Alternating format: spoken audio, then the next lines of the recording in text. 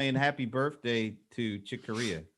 Let me just say we're streaming live now and we're about to start the show for anybody who's paying attention.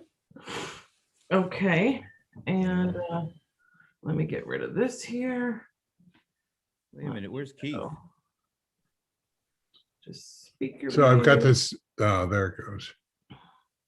Steve, can I get your head a little bit? Yeah. All right. Okay, what do you think? TV on or off? On. How everybody likes it better on. We're addicted. It's, you know. Gives us something to watch while you watch. That's right. It's not that boring. Here, let me. Maybe from this angle. It's never good from that angle. Promise. There you go. Green light. Make sure it's muted. Are you streaming already? I don't see it. Yeah, I just got the notification. Oh, I see it. Yeah, we're streaming. We're about to start the show. I'll keep saying that. This isn't the show quite yet. Setting up, almost ready. What the heck happened there? Oh my God. What? You guys are watching sports? Really? Oh yeah, that's what we're doing. Here you go, Frank. Here's the other one. Because I really care about sports. You know, Rams, Yankees, whatever. All those winners. Okay. I want the Democrats to win the Super Bowl. Jeez. Why am I hearing? They did. Hang on, we got a problem with Frank. Did you turn down your watch party audio? I don't know where that audio is coming from. Is it delayed? There's a weird audio thing. Is it delayed? Oh my God, I hear it twice. It's delayed. Hold on. It is I'm gonna delayed. turn- yeah, I'm going to turn it off if I can. Yeah. I don't even know if I'm answering live. And I keep hearing the same question. Now I hear the same answer over and over again. Oh, it has to be here. Hold on. Highly This is just- technical. This is stimulating live watching, by the way. Oh my Yeah. God, what is this? Internet experts on various subjects. Okay. Frank, do you have it or no? No, he clearly doesn't. I think I do now. Testing 1. 2, 3. And for those of you on Facebook and Twitter, this is the Gilmore Gang pre-show. Thanks, Lovely. Ed. Got it. Done. Thanks, Okay, Ed. here we go. Mute is off, and we're gonna go in 3, 2, 1, and Hi, Steve Gilmore here. This is the Gilmore Gang. It's Friday in Belgium. no. It must be Tuesday, right? No. It's not even See, Tuesday. now he's in a good mood. Yeah, because we're that much closer to being over. Wow. That's It's still what February. he It's said. still February. That's what he said. Yes. Okay. The Frankster, Frank Radis, welcome from London. Hey, mate. It's good to be here. And have you noticed how good his newsletter is getting? was I reading it focused today. finally. It's quite good. Thanks. I focused finally on some one thing as opposed to trying to make it general and all that. And Thanks. I appreciate that. thanks to the Trumpster for not being relevant anymore. I don't Yes. know about that. That helped. That helped. But it turned out that it just felt like, all this. If you woke up in Los Angeles and saw something that I posted at 6 o'clock in the morning in the UK, you'd seen all the stories already. There was just nothing I could do about it. So. I think we heard from Brent Leary in sunny Atlanta. It actually is sunny here, and we've had heat and electricity and water for forever. Glad I'm not living in Texas right now. Really feel bad for those folks. So Yeah, they have crews. Oh, he left. And then he came back as fast as he could. Yeah. They say he went there. He went to Cancun in order to have a meeting to figure out whether or not the Mexicans stole the sunlight and the heat from Texas. Wow. Thank you. Did they find that out by reading his wife's texts? Because it Oh seems my like they were finding God! No, out I about thought it was her kids. Well, it was the kids. it. Blame the daughters first. Well, Anyway. Let me think. What am I supposed to be doing now? Oh, You're introducing people. I'm getting Make- used to introduce people like I don't know that. Okay. Welcome to Michael Markman, if in fact he's there. Awake? Are you there? Awake? Are you wondering if he's awake? Awoke? I'm not sure actually, but he's in the Seattle area. Okay, excellent. And notice how we're giving the lower third time to sort of shake and quiver. All right. Speaking of lower thirds, in the lower left corner on my screen is Keith Tier. Welcome, Keith. Nice to be here. I am, by the way, COVID positive. You should all know, so don't What? come close to me. I tested positive on Wednesday, oh, but man. apparently I'm now no longer contagious because the first symptoms were February the 3rd. Wow, that's almost Oh, well, that's wow. 2 Fun. weeks. And you had your Well- first symptoms were February the 3rd, and when did they diagnose you? You know, I had a temperature for one day, and I've been coughing literally for 2 weeks, and I thought I just had a chest cold, but once I was like 2 weeks through it and went and got a test, and sure enough, I was positive. Oh my! Have you had any? Have you had the vaccine yet? March the 2nd, which is still okay. I'm allowed to. Well, how are you feeling right now? No, I haven't felt any worse than having a. It's not even flu level. It's lower than flu level. Like I've been able to work all the way through. I kind of had one day in bed where I really didn't want to get up, but apart from that, I've been fine. Good for you. Yeah. Wow. So for those of you who have never seen a positive COVID person, Well, if we have to see you as a positive COVID person, I'm glad I'm seeing you like I am right now. So exactly. Let's see. Dennis Pombriant, welcome. Hello, Steve. Hi, everybody. It's nice to be here. I'd like to announce that I'm getting a shot in the arm on Monday. Nice. Yeah. Excellent. Hoorah. I'm very excited. And I think we've got everybody covered here. Yeah. Oh, we're done. Okay, Okay, is that it? you next Great week. show, guys. you tell me. Excellent. No, Hey, so seriously. let me. What's going on? What is this Australia thing all about? Can somebody please explain to me which one of the parties is an asshole?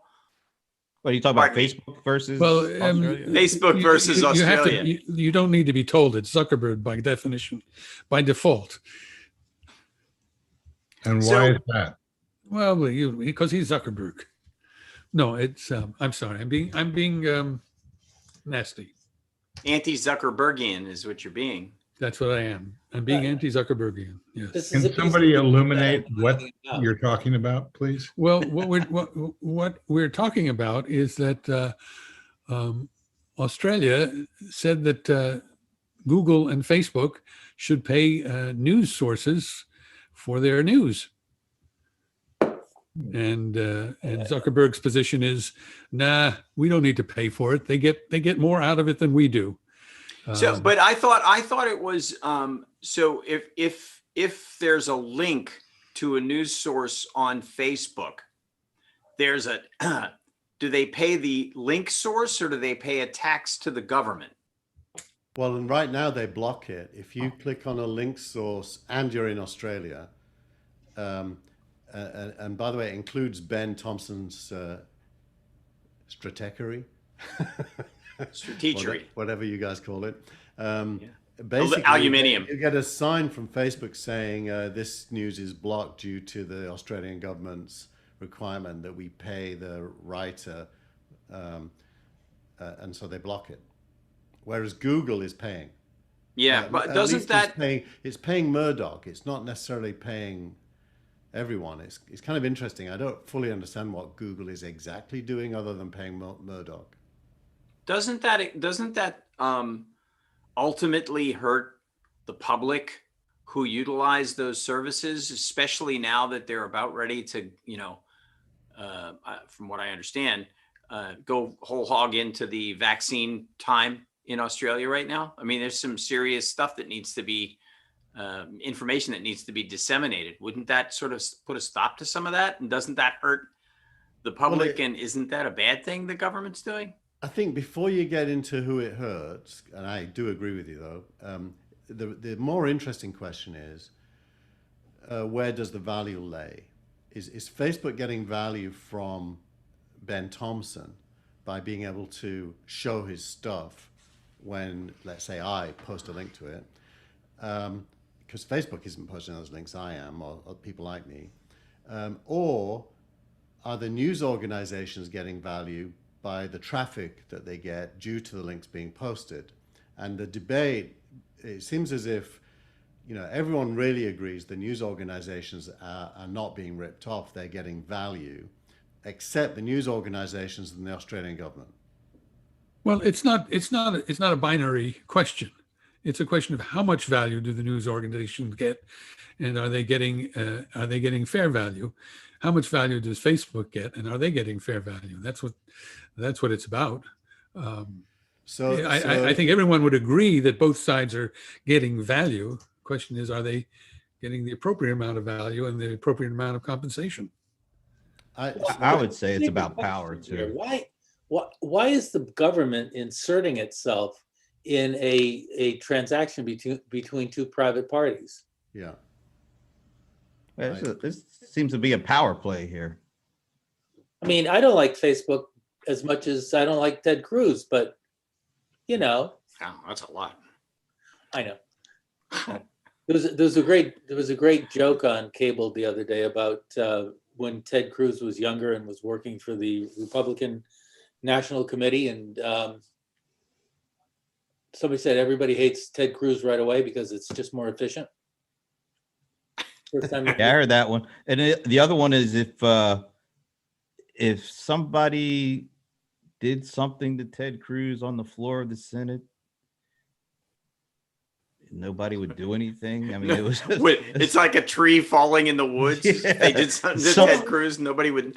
But here's the thing. I wonder though, from what I heard, that there was automatically a 20% decline in traffic to those news sites that had been blocked. I mean, that's pretty sizable. I don't know how you calculate the value of it. And I also wonder, what if it's an aggregated newsletter, for example, like mine, and it goes to Australia? Are all of the stories inside the aggregated newsletter blocked? Is that a valid comparison? I don't know. How is your? I mean, you're not Facebook. Your newsletter is in Facebook. Facebook's got a whole business model, a multi-billion-dollar business model based on ripping off other people's content. Yeah, which is what I do, and I, but my newsletter is also on LinkedIn and on Twitter, and but yeah, I get that whole ripoff thing. Think of it as peer-to-peer distributed links. That's what I think it is. It's peer-to-peer distributed links. This doesn't apply to Google search. This applies to when you share a link with other people that you post, like we do in Telegram, for example, and then it gets tweeted. So it's peer-to-peer distributed links, which we do in email at great scale. We do in Facebook. We do in Twitter. Any place where we can tell anyone we want to communicate with, hey, check out this link. That's not really one-to-one or peer-to-peer. It's really one-to-many. I mean, you're making a comparison between peer-to-peer and one-to-many. No, not really, because It's a very different business model. They're the same thing. I email my newsletter to, I think it's 5,000 people now, and there's always at least 30 links in it, and I send it via email. So should my email carrier, when those links are clicked on, you know, should I pay on my email carrier pay? You know, the whole idea that links are valuable um, from the point of view of the clicker or the sender, and have and the traffic that comes in has zero value to the publication. That is like weird. I don't Well, agree that it has zero value to the the- publication. Keith, I No, mean, does your that's what newsletter, I'm saying. I'm saying a revenue stream for you? No, well, it can be. I have subscribers it can. who pay. Oh, his is. Yeah, mine isn't. Not all of it, but some people pay. See, this gets to the heart of the idea that I had for regulating social media and things like this. There should be a class of users that pay nothing and have very little responsibility vis-a-vis keeping the internet from That's getting me. crashed. But if somebody is communicating with millions or even hundreds of thousands of people, there's a different standard that needs to apply. I think it's standard that says you've got to own what you're doing. You have to have responsibility for it, and part of that responsibility may end up meaning paying for some of the content you use. Nobody is obliged to post stuff to Facebook. Some one of the viewers has said that Facebook's not ripping anybody off because no one's obliged to post links to Facebook. Yeah, but Facebook is benefiting by having valuable content that people may or may not choose to pursue. yeah, but they're also, Facebook is saying this is interesting. And, you know, they should be charging for it, not paying for it. So Who, I Facebook?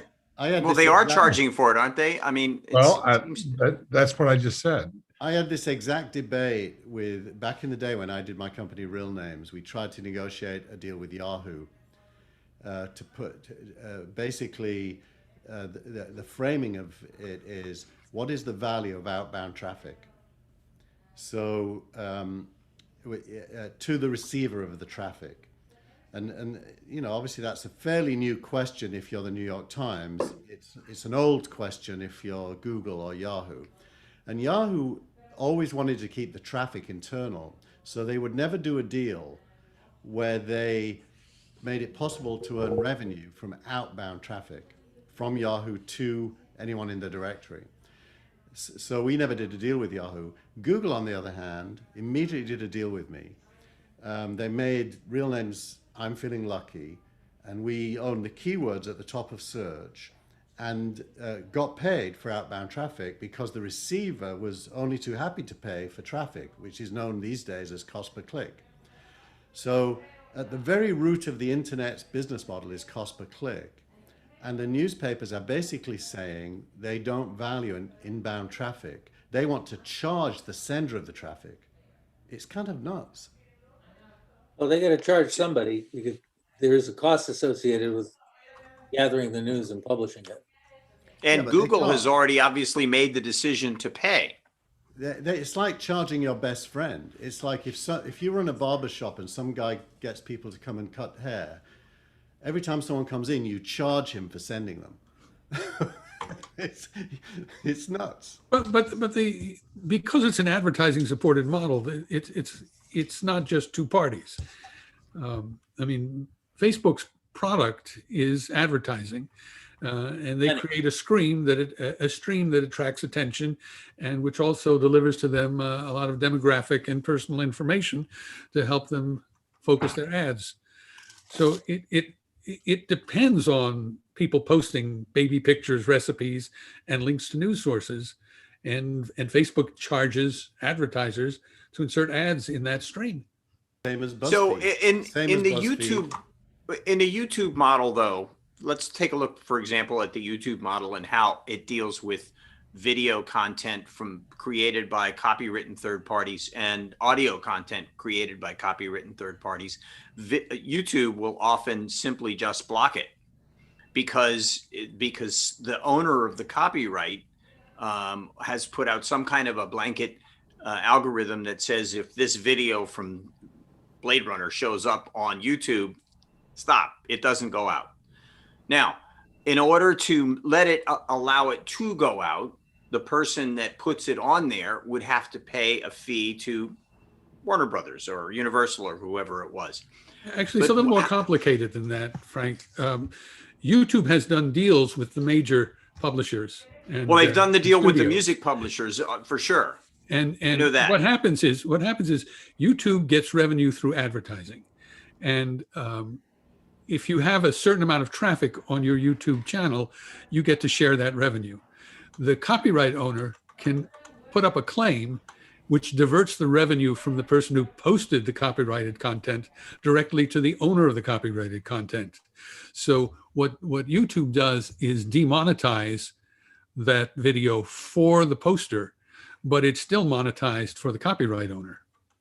Well, interestingly enough, though, I've had, for example, things taken down off of my YouTube feed, and I'm not monetizing my YouTube channel. Well, yes, it's a question of the deal that YouTube has made with the publisher. So the publisher can block it, but doesn't always block it. In fact, the publisher frequently is happy to get the traffic. I think you also have to distinguish between a link and republishing the content. They're not the same thing.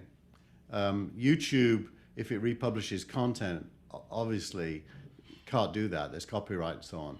And neither can Facebook republish the whole of the New York Times. But a link to the New York Times is not the same as republishing it. Okay. So I linked to a clip from Blade Runner. And Blade Runner gets the traffic on its legit site. Okay. Well, so it seems to me like in Australia, both parties are creating a situation that seems like it's way more complicated than it needs to be. Well, I think this is a temporary status. This is not going to be a permanent status. You know, it's like when a television channel wants to raise its license fee to a cable operator or a satellite operator, and the satellite operator balks and drops the channel. Then the person whose channel it is campaigns to their viewers and says, "Hey, get us back on," and it's part of a negotiation. So I remember it's going to work out. You know, there was a according to what the time. parties decide. Michael, there was a time when the local stations received all of the network's content for free. Yes. And bartered percentages of that content's value in their local market between the network, which is the fee the network got, and themselves, which was in the case of most of the network stuff, they didn't make as much on it as they might have made on local news, which was 100% of theirs, the money that they did not have to share with the network. I remember the day that Jeff Zucker said at one of the upfronts, "We're going to charge the channels to use our stuff." And man, you could have heard a pin drop in that room. And eventually that became the model. So I get your point that it's probably not going to last for a long time. I wonder what it's going to mean immediately in the United States or in the UK or somewhere other than Australia. Or are these places just going to sit and watch and see what happens there? What do you think? I don't think the governments outside of Australia are going to copy what Australia has done. I think Dennis's instinct that the government shouldn't put itself in the middle of this is probably widely accepted in most countries. And what I think is at the bottom of it is a lack of understanding that the currency of the internet is links. And that you as the owner of content want as many links as you can possibly get pointing back to your site. The more links you've got out there, the more money you'll make from your business model. So anyone who sends you traffic, unless you're really bad at monetizing your traffic, is your friend. Well, but search engine optimization, but search engine optimization is in many cases based on keywords that are things that will drive you to a link that will then drive you to content that you then can share. Well, that gets to the genuine brilliance of Larry and Sergey. What Google has built is an index of links, not content, links. And and it's put keywords around those links to tell you what they're about, and it's let you find them. And when you find them, you click on them, you don't go to Google, you go to wherever the link points. And they then figured out a way, it took them a few years. I invented it basically, which is pay-per-click, back with real names and being in Google. We were getting paid before Larry and Sergey were getting paid for clicks. And they What went wrong there? What went wrong is a side road to do with foolishly befriending Microsoft, but we won't go there because I'll get angry. No, and well, B, I'll talk, you did go there. and B, I'll talk for a long time. So you don't want that. We got plenty of time, man. Go ahead. I made a foolish mistake of partnering with Bill and Steve instead of Larry and Sergey, and that bit me in the ass 4 years later. Okay. Go to the sounds Wall like Street You a Journal. know, You can read Frank, all to, about it. to your sounds- point about who pays in television, that has shifted. It shifted in cable. You know, when Fox launched, they had to pay the carriers for carriage. Yeah. Now the carriers have to pay them for carriage. So you Yeah. know, it's a question of whether you're hungry for audience or whether you have the audience. Once you have the audience, you can flex a little more muscle in terms of negotiation with carriers. Well, look at the, and Dennis, you can perhaps comment on this. Look at the surge at the New York Times in terms of subscriptions. Recently, yeah. Yeah, I mean, it's enormous. They have some, I believe that they crossed over to where advertising revenue is less than subscription revenue. I kind of think I heard that. Wow. Yeah, I think that's new. I think that just happened. Yeah. So It's yeah, pretty so where's- crazy. So, you know, where's your clicks here, man? I mean, this is not about clicks. It's about something that is. I always resist saying Yeah, but how something do is you not know? about clicks. But This- their this is a- content, it's it's much their, more it's their complex. content, isn't? It's a their more content, complex though. system. You know, you get clicks and you get a certain amount of free content, and then you hit the paywall because it's a freemium service. So the Hmm. clicks are valuable, the inbound links are valuable, but at some point, the Times says, "You want to see more of our stuff? You're going to send us a few shekels." So the Even clicks before are that- just bait. even the click- before that, it's your market. It's the Times marketing program to a degree. The question is, what is that marketing program costing? I mean, you could say nothing because it's just clicks and the marginal cost of adding a user is nugatory, or you could say yeah, but we're giving all this stuff away. So the way they do it is they have two metrics: earned clicks and paid clicks. Earned clicks are where your content links lead to an inbound audience that converts in some degree into subscribers, and that isn't free, but they don't pay for the links. They pay marketing people and others to get the links out there.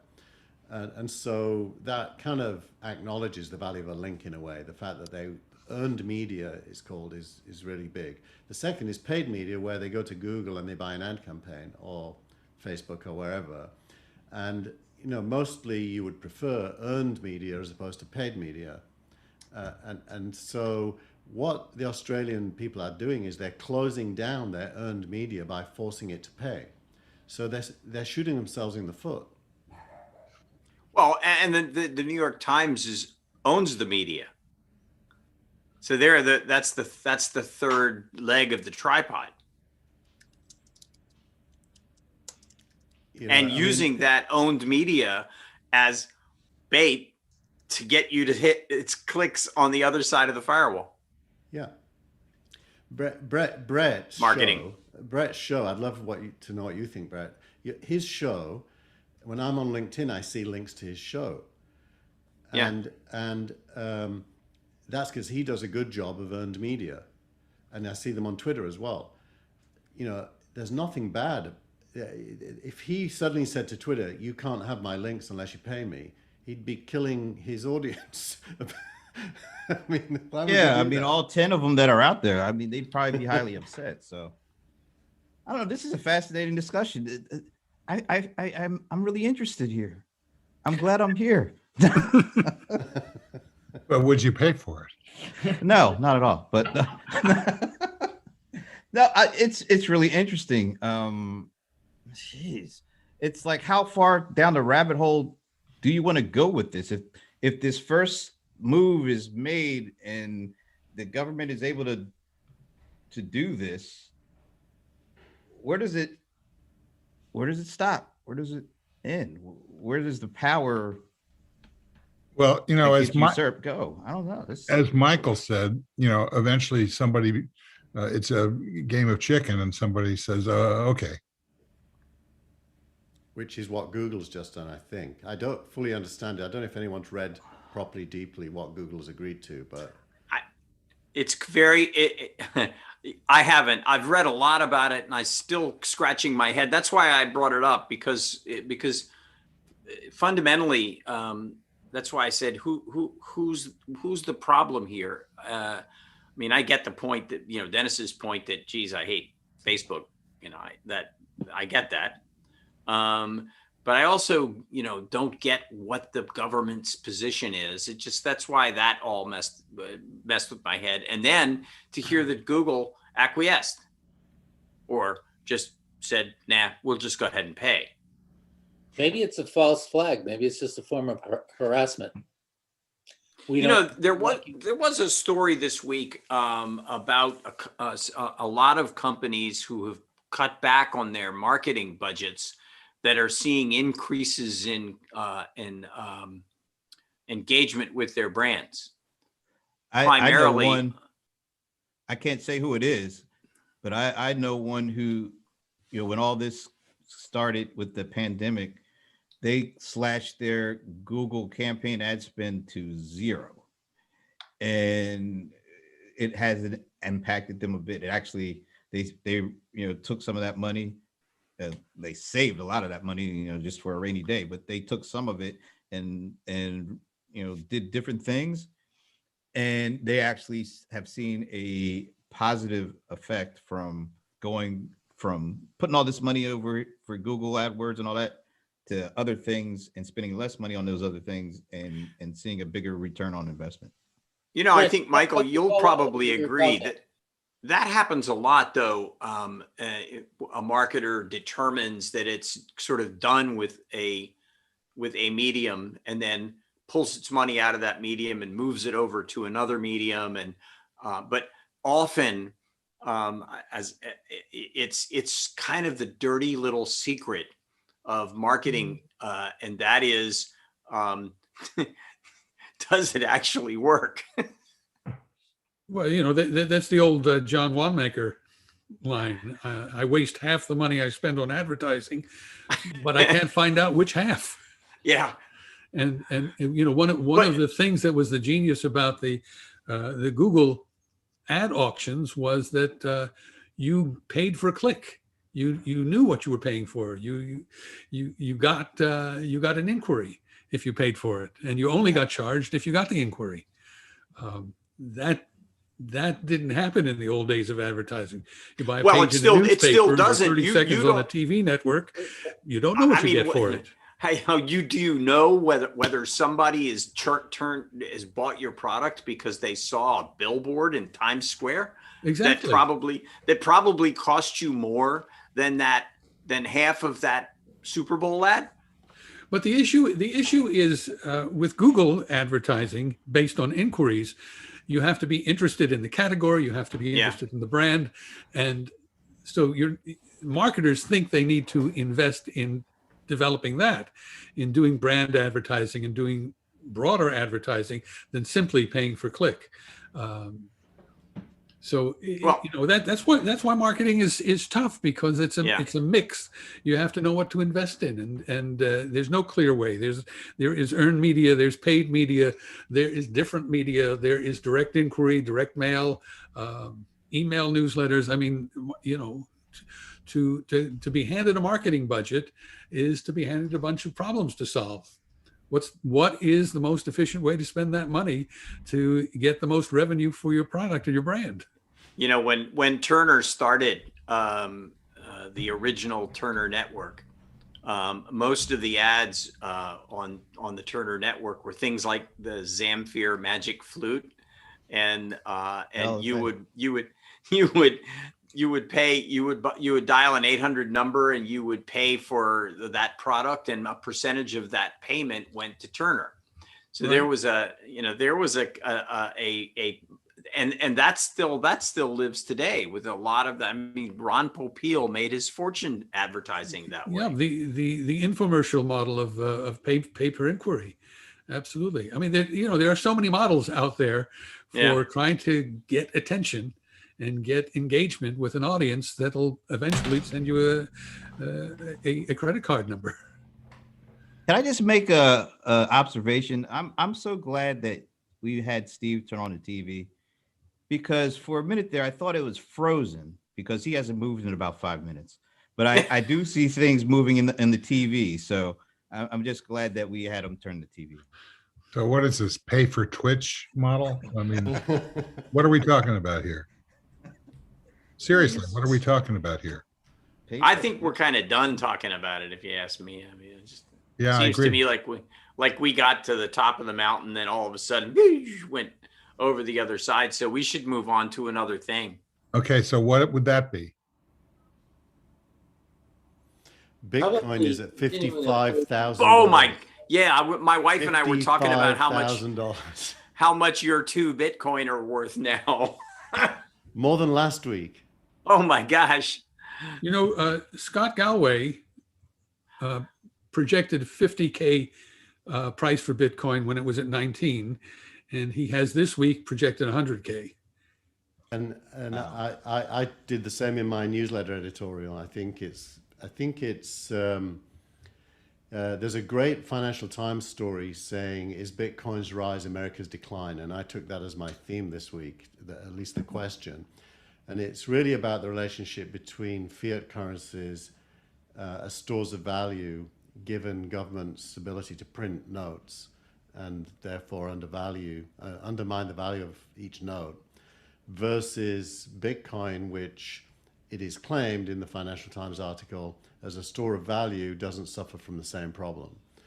And more people are kind of deciding to use Bitcoin as if it was gold, as a place to store value. Wow.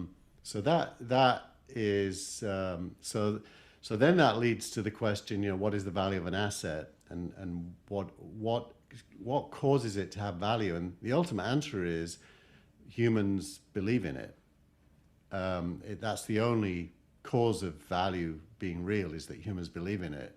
Whether it's gold or notes or Bitcoin, it really doesn't matter. It's about trust and belief.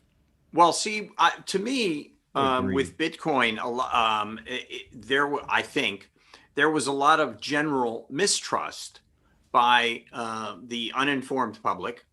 And I think that general mistrust, look, there were a lot of people that were saying the only people who are using Bitcoins are the criminals so that they can hide their money. I get that. Has that changed much yet, though? Well, I mean, it's not like it's being used as a currency for people to actually, trade in, but people are speculating for the most part. Except when a big company like Tesla. Well, Tesla came out, Well, I think that was a threshold moment to redefine what Bitcoin is in a lot of people's head. If when you have a large corporation that says this is where we're putting our treasury, we're going to put it over here in this asset, that changes it from a bunch of geeks and nerds and early adopters. How many people are actually buying Teslas to begin with, let alone, I'll take my 1 Bitcoin now and buy a Tesla. I think it's a step in the direction, but I was always wondering if a Walmart or Amazon or somebody like that, where regular average people shop, and they said, well, we're going to start taking Bitcoin. That, to me, that would signal, okay, it's now it's time for it to hit the mainstream. But Tesla, but the big issue is, why would you want to? I did it more than a year ago. I bought a Subaru, and I decided to sell a Bitcoin Bitcoin to buy a Subaru. You could have gotten a Tesla this year if you had just held on, man. Well, that's my point. The Subaru was $42,000. I think the Bitcoin at that time was worth 20. So I sold 2 Bitcoins, and I've now, looking at the price of Bitcoin, paid basically $110,000 for a $42,000 Subaru. Listen, you're not the only one that sold Bitcoin when it was much lower, and I'm kicking myself for even doing that. I had actually said to my wife last night, I said, I never told you about the Bitcoin that I bought. Oh, Anyway, I opened up my Coinbase account and I showed her, and she was pleased. And that's good, but it was the next thing that she said, which was, "But what are you going to do with that? You're not a drug dealer." Wow. Well, that's fundamentally changed now. I mean, Yeah. I'm a reasonably good example. I don't actually own Bitcoin anymore, but in my E-Trade account, I bought the stock GBTC. GBTC is $57 a share today, and so 1,000 of them is equal to 1 Bitcoin roughly. So there's a small premium that you pay above the Bitcoin price, Right. but it's a share, and you can buy and sell it, and it's treated by the IRS as the same way all other shares are treated. It's a fairly decent way to own it. Can you use your Bitcoin? I'm just asking this because I don't know this. Can you use your Bitcoin to purchase shares on your E-Trade account? You can if you get a big, pretty much every exchange now, like Coinbase is a good example. You can get a Visa card and you can transfer money using your Visa card in actual dollars. And what they do on the back end is they sell your crypto for dollars, but you're spending dollars. But you wouldn't go to your wallet and take the code from the wallet and apply it to directly to an E-Trade account. Not on E-Trade, but you can do that with Robinhood. You can buy Bitcoin directly on Robinhood, which I can't get here in the UK, but I can do E-Trade here in the UK. Well, in the UK, you would use Toro, eToro, or Revolut. Both eToro and I have Revolut. I have a Revolut. The Revolut lets you buy Bitcoin right there in the wallet, and back and forth, sell it. And it's also a credit card, so you can. And it's also a credit card, so you can spend it. So it's just another store of value now. It's becoming no one believes any longer you're going to spend Bitcoin at a point of sale. You're going to spend dollars or pounds, but you can be drawing on Bitcoin as the source of those dollars and pounds. Which is what you do with a bank account. Yeah. So it's a savings account.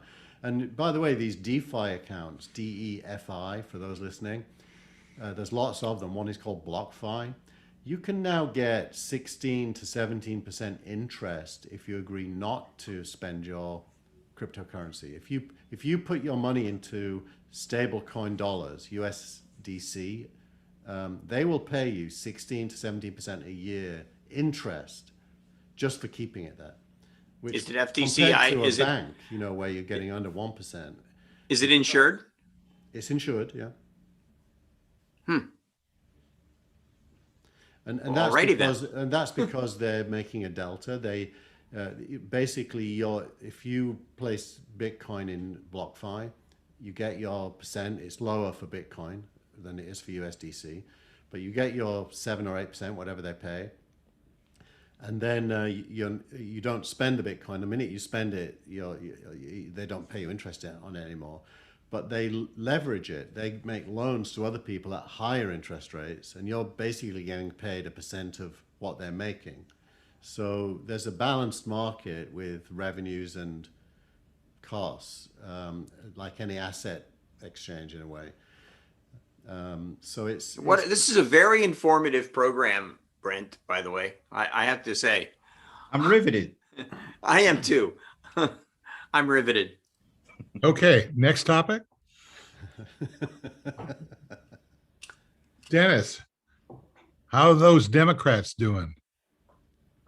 Could you be less specific? Yeah, how are those Republicans doing? I don't know. I just read the papers and just watch. Hey, if I could just make one comment about cryptocurrency. or actually two comments. Number one, the US dollar is not a fiat currency. It is based on the full faith and credit of the American people. And therefore, that's another form of gold as far as I'm concerned. Secondly, if your Bitcoin was worth 20 grand last year and it's worth 50 or 100, whatever it is this year, that indicates it is not a store of value. You haven't gotten burned by it, but a store of value maintains its value. It doesn't fluctuate like that. Well, are there any stores of value that don't fluctuate? Because as I think Keith said, the value of anything is what people imagine it is. It's what people ascribe to it. Why is a house worth $200,000 one year and $500,000 another year and $1 million another year? What has changed about the house? If anything, the house has deteriorated, and yet its price has gone up. The value of Bitcoin is the mirror opposite of what a Reichmark was in the 1930s. I would agree that's not a store of value. The house is a store of value for sure, because it's not on the market. You don't know what it's really worth until you put it on the market and you test the market. And as an asset, yeah, you expect it to go up, but a dollar saved is not much of an asset. You get less than the inflation interest rate. A dollar is made to be a medium of exchange, and you've just demonstrated that Bitcoin is too valuable to use as a medium of exchange unless you've got an intermediary. Well, but for the most part, Bitcoin is just right now is still ruled by the speculators. They don't buy. When you buy a house, you buy a house. One of the reasons you buy a house is you hope that it appreciates and that you can sell it because you want to buy a bigger house or something. But you live in a house too. There's an actual utility to the house beyond the speculation of hoping it goes up. Bitcoin right now is not only in the early days, it was only about, speculators trying to get into the gold rush. Now maybe it's starting to, mature and starting to make its move to the main street, but it's still run by the speculators. And to me, that's the biggest difference between what's going on with Bitcoin and what goes on when you buy a house and how the house market ebbs and flows. That would be my point too. I think whether it's a store of value is not, it's not a kind of a black and a white question. It's a store of value if you choose it to be, irrespective of the risk associated with using it. So Dennis, you're right that the risk of using Bitcoin as a store of value is that it's highly volatile.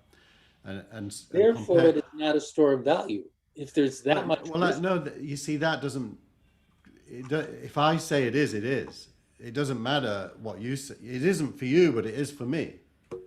No, it's not what you say. It's what the market says. That's why it's. And the market has put $1 trillion into it in the last, period.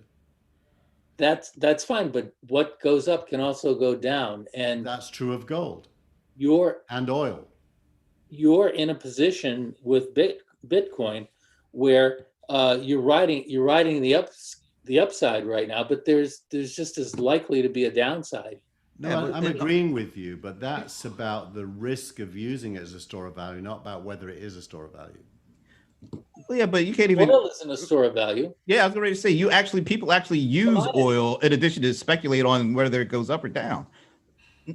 So right now, Bitcoin is just speculation, and until people actually start really using it as a transaction, a piece of transactional, a market-driven transaction versus just a speculative, it's not the same as oil or homes.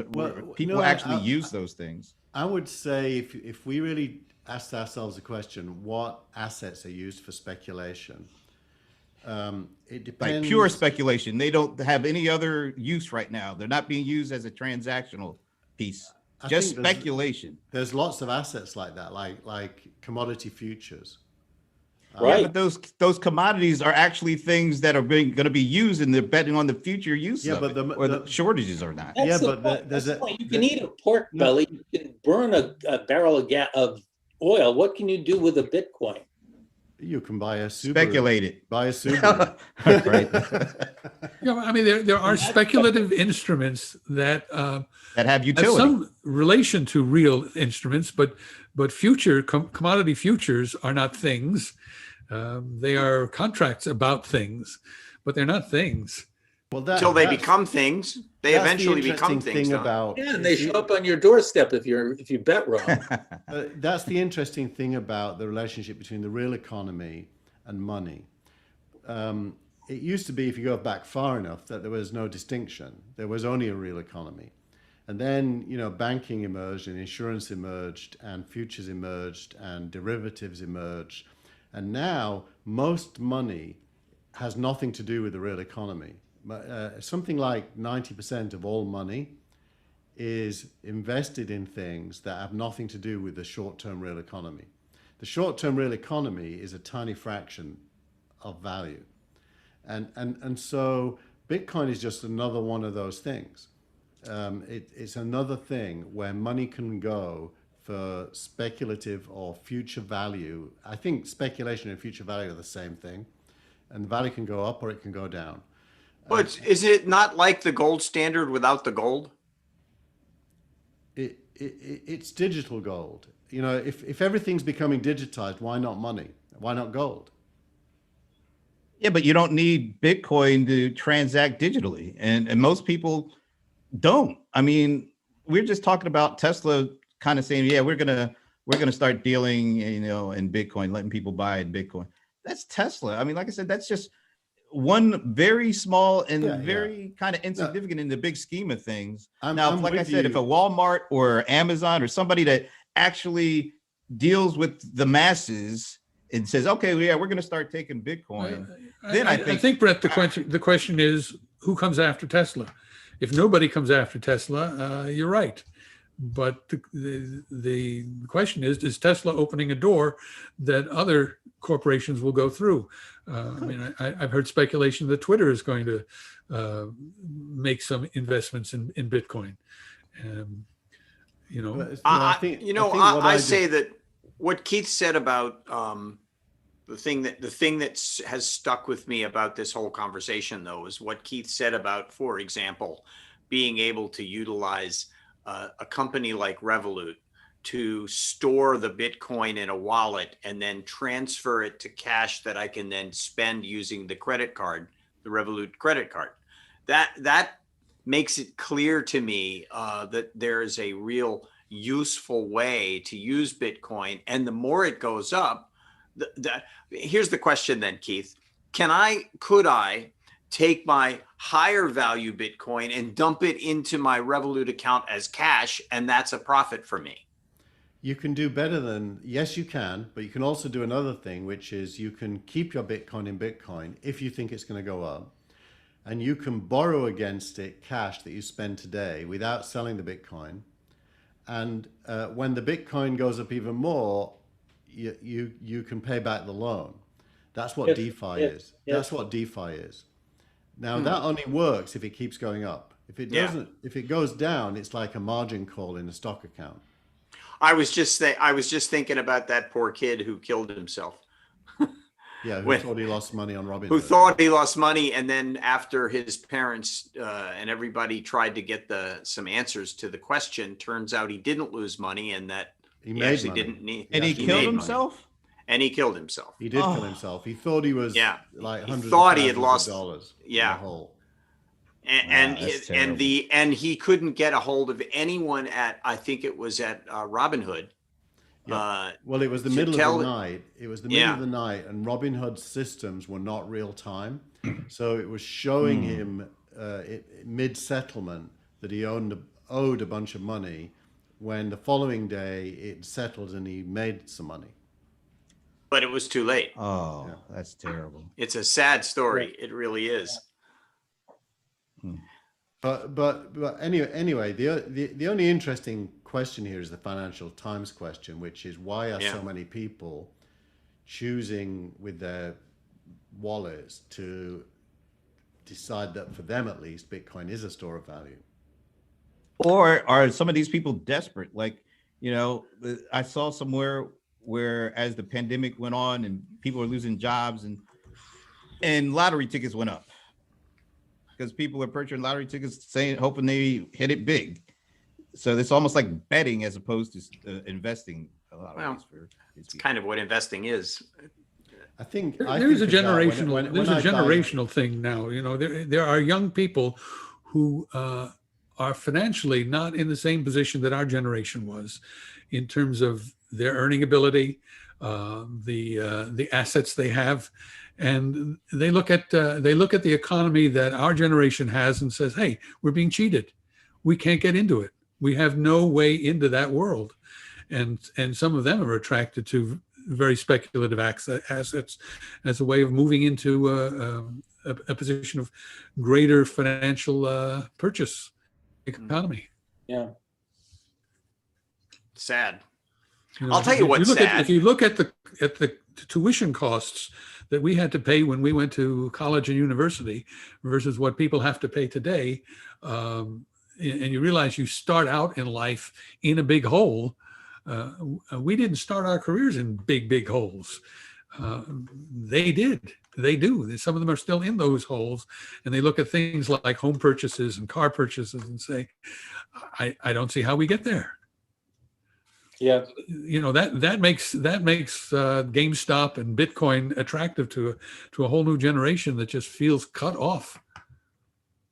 My kids all have got Bitcoin in their Robinhood accounts, all three of them. Not much. It's just like, a couple $100, but they've all seen it go up. And now they're buying other stuff. The interesting thing is I bought Tesla stock about a year ago, and it's gone up even more than Bitcoin. And so if you think of what do you do with your savings as the question, putting a bit into Bitcoin, a bit into Tesla, a bit into the Chinese equivalents of Tesla. I've got some in the ticker symbol's AI, which is the new enterprise AI company that just did an IPO. I mean, picking future value that you think is likely to go up due to what's going on in the world, that's what anyone should do with their assets anyway. And like my wife's been in Apple, Netflix, and one other forever. She's never sold a single share. It's up higher than Bitcoin. Netflix and Apple are up by Bitcoin, and nobody says Apple and Netflix is a bad choice. But the only reason Bitcoin is a bad choice is it's not a business or a company. It's a protocol running on the internet for transferring value. It's a protocol. That's all it is. A secure protocol for transferring value. And if people use it, it'll go up. If they don't, it'll go down. It's as simple as that. Same as Apple, though. If people buy Apple, it'll go up. If they don't, it'll go down. Yeah, but I think it's easier to see the value created by Apple because they sell products and services, where the only value that's created by Bitcoin is speculation and risk and greed.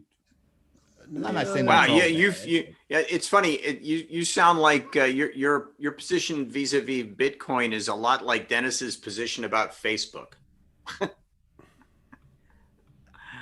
I don't hate Bitcoin. I think it's almost like you could almost say that about me thinking the same way about Clubhouse as I do about Bitcoin. It's about the people behind it. It's about the greed that drives it, or it's about the craving of building a brand behind it. The technologies themselves, there's nothing wrong with it. It's what drives the people to get interested in it is where I So find you're not clubhousing.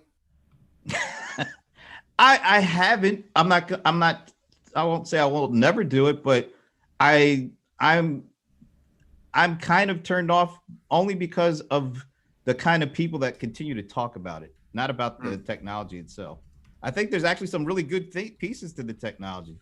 Just like I think there's some pretty good things to blockchain and Bitcoin. But what's driving, the kind of the interest in it is the thing that maybe drives me a little bit away from it. I think the utility of it is intriguing to me. I'm actually thinking about starting a room for people from the U.S. living in the U.K. There's been, and it's interesting too, because there is a page on Facebook. There's a Facebook group for people in the U.S. living in the U.K. And a lot of them are asking if there is a place to go in Clubhouse to actually talk about that. Now, you were thinking I about find- that last week. And I didn't do it. I haven't, I don't know why I haven't done it yet. It's funny. I keep, and you know, it's really also very interesting is every time I get a notification on my phone about an interesting Clubhouse group, and I think I've gotten rid of it, like I touch it, and I think it's gone away. All of a sudden, I'm hearing all these voices talking about some topic that I'm absolutely not interested in whatsoever, and so I have to go and leave the room silently. It's a thing that I'm just still not comfortable with. I've done it. I don't feel exactly the way you do, Brent, about it, but I keep trying to get comfortable with it. I go and listen to something that I find kind of interesting, or I bump into something accidentally. When I see Steve smiling up there, you must have a position on this. He loves Clubhouse. Do I have a topic. I I'd think like Clubhouse to- is really interesting, Yeah. but I'm like you two guys. I don't know what the hell to do with it, but I think there's something there. To me, it's kind of like the Bitcoin conversation always drives me back to, if you have a house, like we have a house, we're in California, so it has a certain value allegedly, but if we sell it, then we don't have a house. So And you have to buy we have to another one. go. We have to You buy buy another one. Hopefully, And- you get more for the house you sold, so that So in other buying words, another one is easier. So in other words, I have to hope that for the mistakes of others to be able to get back in a house. And The that same with your savings. If you spend your savings on something, that something is either a deduction from your savings and you value what you bought, or it's worth something that's going to appreciate and it might go up, like stocks and shares possibly. So I think all decisions about assets have all dimensions. Will it go up? Will it go down? Am I cashing this in for an experience, like going on vacation or something that is intangible value? It's the same set of decisions, whether it's Bitcoin, a house, or a stock, or whatever. yeah, And that's why you diversify. yeah, Sure, but but to Steve's point, you need some place to live. You don't need a Bitcoin. I've been tempted every now and then. I get tempted to sell my house and rent, and have the assets to put into things that might appreciate faster than a house would. And I have rented actually for quite a few years here in Palo Alto. We rented, but that's because it was too expensive to buy a house. And then the 2008 crash happened, and suddenly we could buy a house. And now I've got a house which is appreciated, so I'm happy I did it. But renting isn't the worst thing in the world. I mean, if it frees up assets to do other stuff with. There are a lot of advantages to renting, but rental prices, like everything else, fluctuate. Yeah. Usually go up. So we'll give you 3 months free for a move-in. It's like a free trial on a streaming service. And then you're in, you're hooked, and we'll raise your price. Well, at least with the streaming service, you can bag out of it in 3 months. Yes. And you will have gotten 3 months of some pretty good content. Hopefully it's a good streaming service. I have another topic I'd like to touch on. Do we have time for another topic, Steve? I don't know. Yes. Yes, I'm concerned about the entertainment industry. And because I posted a bunch of stories about that in the last couple of newsletters. I'm concerned about the entertainment industry and where it's going to go, and if it's ever going to come back the way it was, and if it does come back, how much different will it be, and who gets hurt the most? The vendors, the businesses that are ancillary to the vendors, the performers, the musicians. I keep getting these notifications. I mentioned it last week from my musician friends who are like more and more they seem to be getting destitute and depressed. It's pretty horrible thing. I mean, and they're not the only group, obviously, that's out there. But, you know, entertainment is such an important part of our culture, of human culture. And I'm concerned about it. And is anyone else not concerned about it? Or do you have any opinions about that?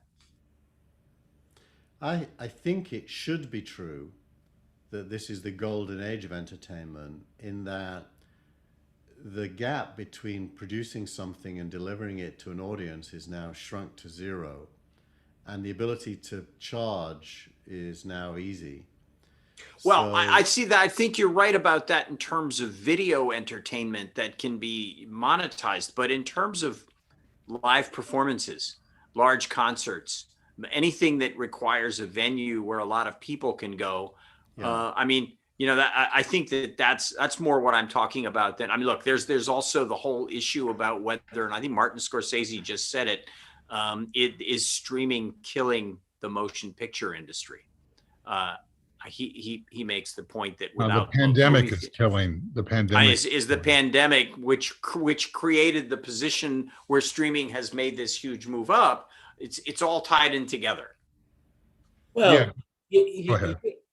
what, there's like 6 questions Yes. walled up in this. I think what streaming has done temporarily is that it's made a great supply available, and the consumer base is relatively static. So it's going to take a while for the consumer base to churn through the available supply. I mean, even, you know, look at me. I just watched Bosch. Was that the name of it? Bosch? Bosh. You know, and so I've gotten through that now, but you know, there's a whole lot of other things that I haven't gotten through. If you look at the curves for various industries after the .com crash and after the 2008 crash, it seems like it took a couple of years for things like travel, hotel, to get back to their pre-crash levels, but they did get back, and they grew from there. And I think you're probably going to see something like that happen in the entertainment industry, especially live venues. I hope so. Yeah. There's a distinction, I think, to be made between live venues and the cinema experience. The value of a real-time live performance, whether it is drama, music, or anything, is a little bit different from watching a movie with an audience. It's going. I think that, I have a great hunger to have a shared communal live audience experience. I'm not going to hesitate when it comes back. I'll be back. I'll be buying tickets. Yeah. So this week, Me. Blackmagic Design announced this new A10 Mini that me and Brett used. I And saw it has, that. the new one has 8 in camera inputs, 2 USB outputs, and 2 HDMI outputs. So And you it have- connects to a refrigerator too, doesn't it? No, it's little. It brings you a beer. It's little. It's pretty Anyway, amazing. It really is. But my point was going to be, any entertainer could now fit that in an envelope, take it to their gig, ask the audience to bring cameras, 8 cameras, and they can stream live whatever they're performing to those fans that can't make it to the venue. So it feels as if live entertainment is going to only get better and be streamed. I don't know what better means. I mean, first of all, the fans are now going to want to be paid. Ha! Then the government's going to jump in and say, now, wait a minute, if you're going to do this and you're going to link to it, then the government has to get paid. Exactly. The other point I'd make is that Frank, you've got friends that are struggling, and I appreciate that, and it's hard for them. It just occurred to me, though, that the supply of entertainment grows organically with population. There's a whole bunch of new entertainment that is just coming out or isn't out yet. It'll be out in the next few years with different entertainers, and they will go through a maturation process in their markets, just like today's performers and entertainers have done. And to Keith's point, technology is going to make that easier and easier. So maybe the real question is, how do you keep making a living doing it? Well, That's the that's question, an I interesting think. point. It's not just even though it's not just a matter of how do you keep making a living doing it, but how do you continue to stay up to date and continue to be relevant in your endeavors. But it's almost like, oh, you know what? I'm a great guitar player, but I'm just too damned old to figure out this streaming thing. So it's time to hand over the baton to the younger generation that's going to go and do that. Or I'm a great guitar player and I'm a techno geek, and I'm going to figure it out, and I'm going to make a new way to generate revenue and continue to be a performer. I mean, it's I think the answer is all of the above. yeah, And more, The mix is constantly changing. yes, but then that's no different than it ever has been, Exactly. regardless of Exactly. You know, you had shows in tents. We don't have so many shows in tents anymore. Now we have shows in buildings, and now we have shows in the in cloud. boxes. It changes all the time. Yeah. Yeah, but don't forget, there's a lot of venues that aren't going anywhere, and they need to be filled. And if you're a great guitar player and you're not a techno whiz, it doesn't really matter, because you're probably going to be able to live through the rest of your career in those venues that you're familiar with, that you have an audience that still likes to go to. So those venues all have to be made into. You guys know of Jake Shimabukuro? He's a virtuoso ukulele player.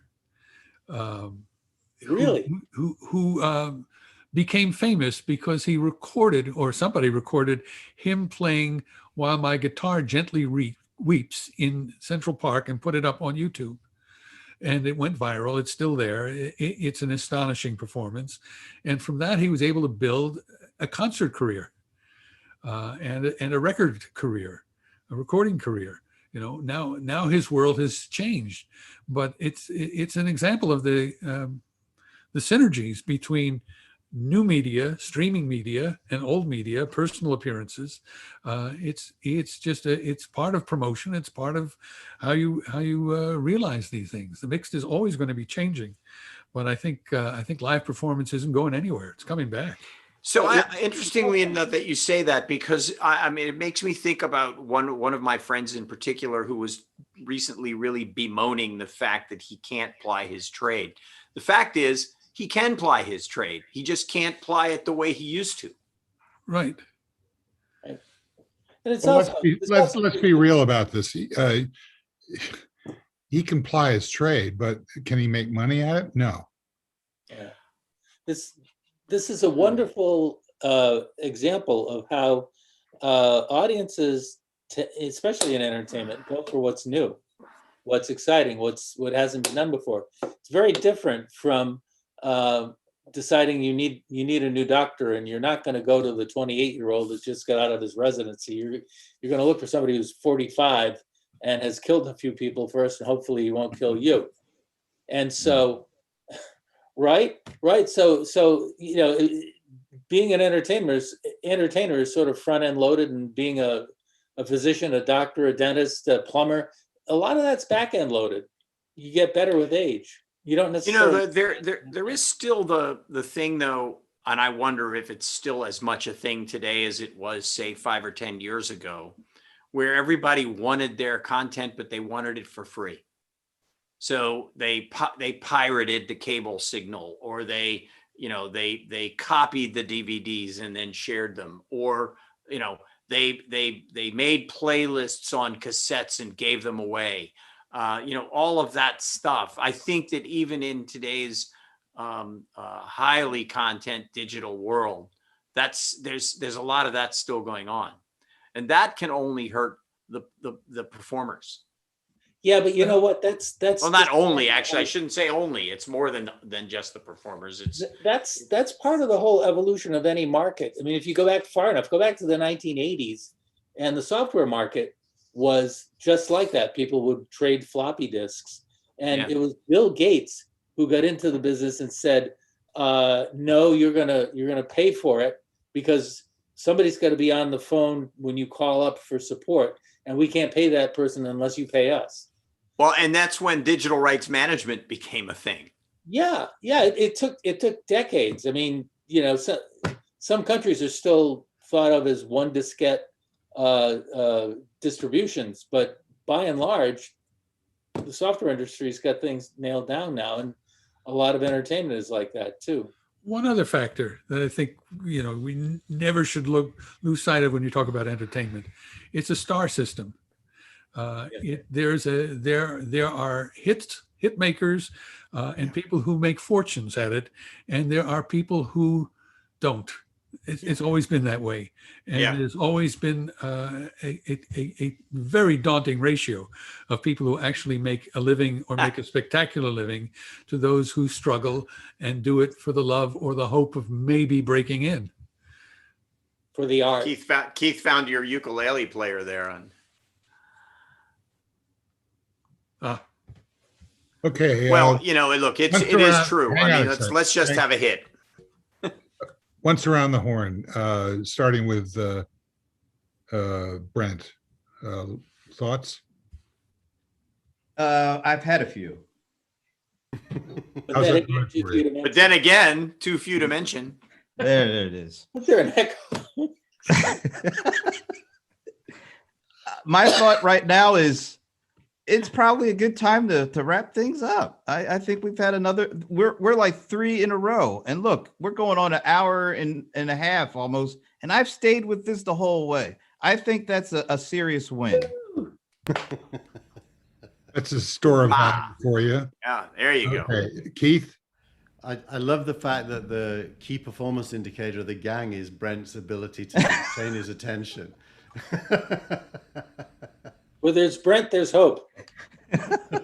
Wow, that has never been said ever before. So Well, it'll be said again. Yeah. Frank. It's going to be a statement that's going to be hung right over my locker. When I'm going to pound it for good luck every time I leave for the field. That's it. When we do the OKRs for the gang for 2021, just let's remember that's the KPI we're all aiming for. And OKR. OKR is this thing that companies do to tell everyone what their job is. Brent knows all about it. He covers it as an analyst, I'm sure. Well, I know all about it too, but maybe people listening don't. and who would that be?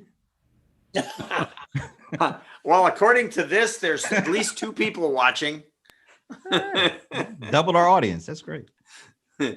Dennis. Not for today, and I don't know about when, but one of the things that I'm keeping my eye on is the slow dissolution of the Republican Party. It, Wow. it's really something to watch, especially, you know, if you look at what Ted Cruz did this week, if you look at the house of cards that was the Texas grid falling down, you look at a lot of things, and the verities, the truisms of the last 30 or 40 years that the Republicans have been peddling aren't holding up anymore. And it's fascinating to watch, I think. Michael. You know, I was having the same thought that Dennis was. I was wondering when Ted Cruz would make an appearance in this in this gang. There is so much about Ted Cruz that is emblematic and delicious. I'm Wow. just enjoying it. I'm Ted enjoying Cruz it and almost- delicious. Never thought I'd hear that in the same sentence. So, Well, Michael, it's delicious in the Schadenfreude category. Well, He is so perfect. He not only has a poodle, he named his poodle Snowflake, and he left his poodle at home in a home that was too cold for him to occupy. Wow. Oh, God. and yet poor Snowflake. Beto O'Rourke couldn't beat him. No, he couldn't that time. And But he you wouldn't realize beat him that if AOC they run has again. raised $1 million That's right. for Texas since the storm. like AOC being a has Chicago raised Cubs $1 fan. million for relief for Texas. Ocasio-Cortez? Yes. Yeah. Great story. But the punchline of that is, and he still would beat Beto or AOC or whoever the Democrat is in the next time he runs. All this doesn't matter for that. Well, I'm interested to see I don't get it. how this affects Texas politics, whether there will be any kind of realignment. Exactly. I think the GOP is having a Wizard of Oz moment, a moment when Toto goes behind the curtain. Yeah. What does this mean for somebody like Mitch McConnell, who with his speech after the vote? That I was, mean, that was It did put on a nothing. great front. So this is the show that could have been. it could And- still be, but it No, could be I- next I- Friday. If it's That was still of last any week. interest next week, we can have it next week. Oh, there'll still be interest. You bet. But maybe Bitcoin will go to 700 next week. So, you mean drop? Can to I take back 700? my lack of having a thought? Because I do have a thought.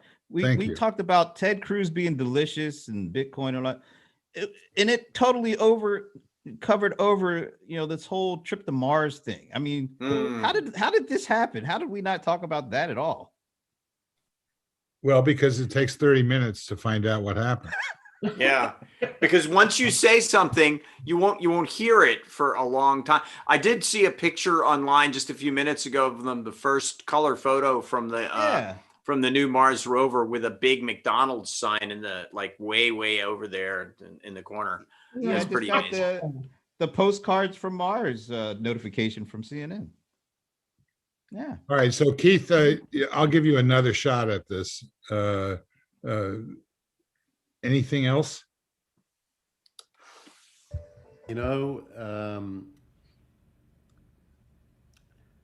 I'm immune from COVID is probably my most important thought right now. Having been diagnosed, my body's fought it, won, and I'm now Superman against the virus. Do you have taste? Can you taste your food? Can you smell? I can. I never lost my taste or my smell, but apparently only like 15% of cases that happens. That would be just horrible. I can Well- definitely still smell and taste. I just hope you get better quick, man. Me too. And completely. Yep. Yeah, no lingering. I do think the Mars thing is amazing. It's an uplifting story of what's possible. I put a link into the chat of a video that goes into some detail of the instruments on the Mars rover and the engineering behind it. It's astonishing. The more you dig into it, the more astonishing it is. The fact So that they hit the planet is Astonishing is that a government agency made it.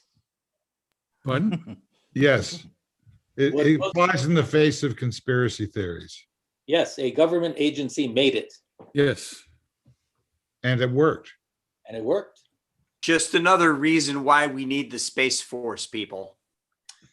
Oh, I'd like to thank our producer and director, Tina Chase Gilmore. Oh, thank you.